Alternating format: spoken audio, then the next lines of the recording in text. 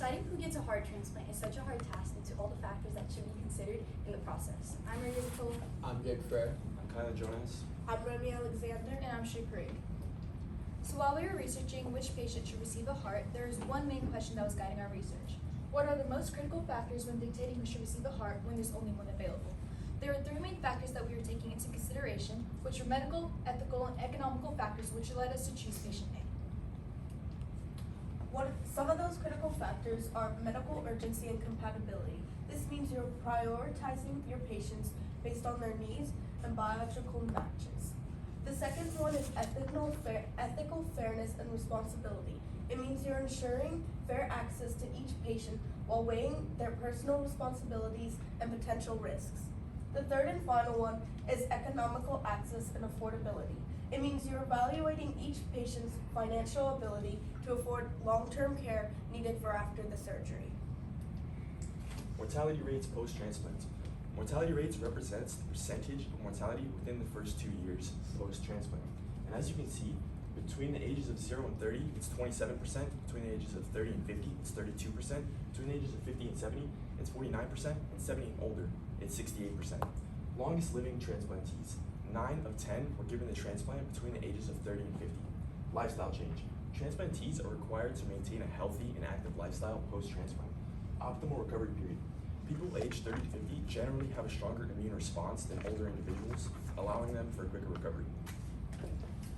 Urgency for heart transplants for people under 50 facing stage D symptoms. While stage D is the worst heart failure you can possibly get. 18.80% here shows that 18.80% receive transplant, while 81.20% don't receive transplant. This means that there are too many people who need transplant, but not enough hearts.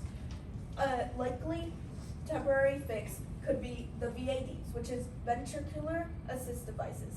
It is used for, they put it in until there is a heart available for you.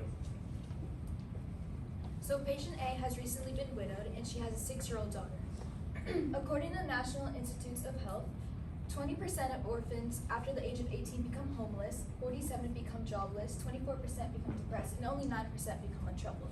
So this is showing if patient A does not receive a heart transplant, it does not only affect her, but it also affects her child. Graft failure is when the heart that gets put into your body does not harmonize with your already existing organs. Causes of this could be mental health, physical health, and substance abuse. As you can see on the graph, 34% of patients that had a heart transplant and do drink alcohol had graft failure, when only 22.20% of patients that had a heart transplant and don't drink alcohol had graft failure. As you can see in the graph, patient A is the best patient to pick because since she has been sober for 14 months, she's the least likely to relapse.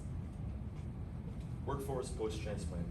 According to Ursula Marcinkowska, a doctor at the Medical University of Silesia in Poland, 58% of transplantees are jobless within the first 1 year, while only 42% maintain their job.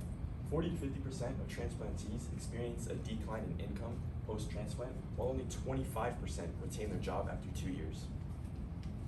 According to Cynthia Grabowski, a medical transplant coordinator at the University of Pittsburgh Medical Center, post-transplant medications are required to take for the rest of one's life.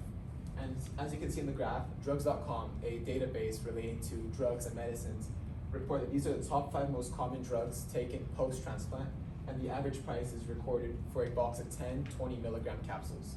The average price is $35.67, the median price is $33, and the average cost per year is $2,500. This is calculated by the standard prescription, which is 2 pills per day, which adds up to around $2,500 after you multiply it for the whole year. The problem though with this is that this adds up for the amount of medications you take. So if you take 4 medications, that means it's $10,000 per year after you're alive. So one that's alive for 20 years after, that's a hefty expense of $200,000. So we need someone who's rich and wealthy enough to pay for these post-transplant medications. So why are we saving patient A? Well, patient A medically, they need a heart. They've been having heart failures and so they genuinely need a heart. Ethically, they stopped drinking a while ago and they have a family back at home that they have to take care of and grow. And economically, they have a job promised, they have insurance, and they're wealthy enough to pay for post-transplant medications and also the transplant itself. The problem that we found with patient B is that patient B is a 59-year-old old man and he's poor. So he doesn't have the economical finance to pay for not only the transplant, but also the post-transplant medications. Patient C, the problem we found with them is that they smoke a pack a day and they drink socially, and they also economically they work 80 hours a week. Someone who's working 80 hours a week probably is at a low income job, which means that they don't make that much money, meaning that they probably don't have the price or the finance to pay for a transplant or the medications. The problem we found with patient D was that patient D didn't even have that bad of heart conditions. They were in relatively good condition. So between patient D and patient A, we decided to pick patient A because patient A had more severe conditions, more severe heart failures.